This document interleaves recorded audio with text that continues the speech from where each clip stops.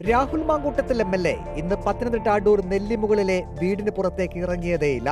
പ്രതിഷേധ സമരങ്ങളെ പ്രതിരോധിക്കാൻ റോഡിൽ നിന്നും വീട്ടിലേക്കുള്ള ഇടവഴിയിലേക്ക് കടക്കുന്ന ഭാഗത്ത് പോലീസ് ബാരിക്കേഡ് തീർത്തിരുന്നു.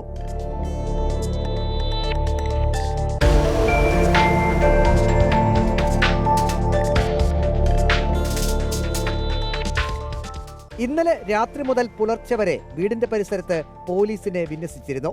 പോലീസ് സാന്നിധ്യം ഇന്നും തുടർന്നു.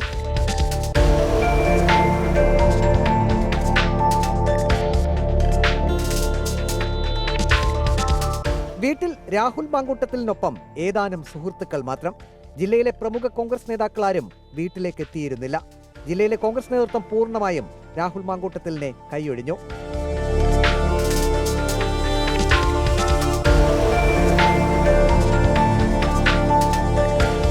ഡിവൈഎഫ്ഐ പ്രവർത്തകർ പത്തനംതിട്ട അടൂരിൽ രാഹുൽ മാങ്കൂട്ടത്തിനെതിരെ വിചാരണാ സദസ്സ് നടത്തി.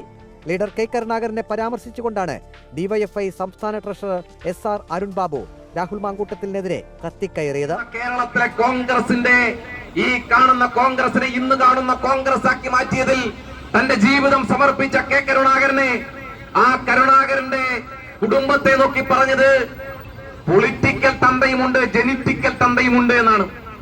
കരുണാകരന്റെ മക്കൾ പത്മജ വേണുഗോപാലിനും കെ മുരളീധരന്റെയും പിതൃത്വത്തെ പോലും ചോദ്യം ചെയ്ത പത്മജ വേണുഗോപാൽ സങ്കടത്തോട് പറയുന്ന, എന്റെ അമ്മ ഒരിക്കലും എന്റെ വീടിന്റെ പൂമുഖത്തോല് പോലും വരാറില്ല.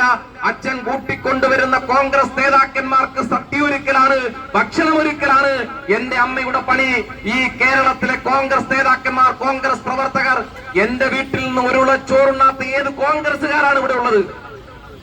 അങ്ങനെ കോൺഗ്രസിന്റെ നേതാക്കന്മാർക്ക് ഭക്ഷണമൊരുക്കി കൊടുത്ത ഒരു പാവപ്പെട്ട സ്ത്രീയെ എന്താണ് പറഞ്ഞത്?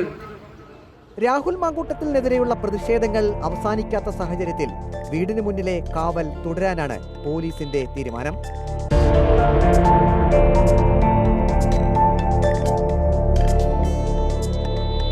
Reporter Praveen Purushothaman, in reporter, Pathanamthitta.